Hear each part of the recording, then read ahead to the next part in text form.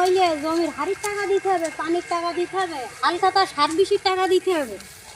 এই সব পানিতে ভেসতে তাহলে এখন এই ধান কীভাবে আমরা বাঁচাই? সব ঋণ দেনা শোধ করে গরিব মানুষ আবার পেট চালাইতে হবে। দুঃখ দেখার আর লোক নেই ভাই। হ্যাঁ, ধান সব হয়েছে গেছে,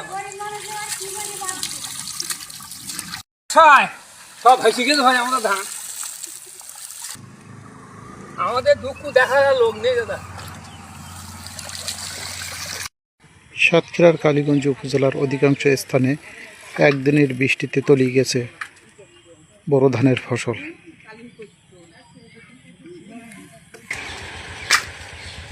কৃষকের প্রাণ ভরা হাসি এখন দুঃস্বপ্ন।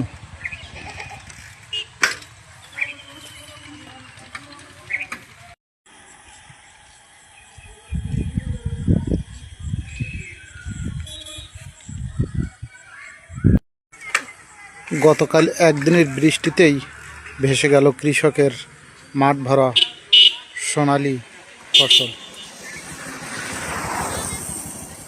ভাই, এই যে দুঃখ, প্রাণ ভরা হাসি, মুখ ভরা হাসি, এখন এই বর্ষার পানিতে কষ্টের সীমা নেই ভাই।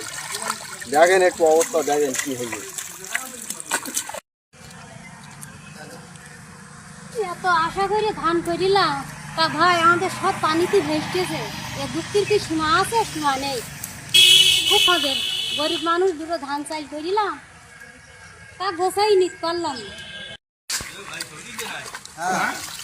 একদিনই বর্ষা আমাদের ধান সব ভেসে গেছে, আমাদের দুঃখের সীমানা নেই আর।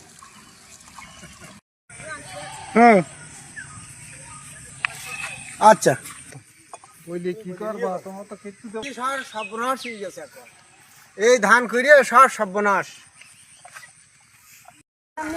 বিচুলির দাম নেই, 3000 টাকা বিঘে। ধানের দাম কেমন? ধানের দাম কম, সারের দাম বেশি, তাহলে আমরা বাঁচবো কি করি?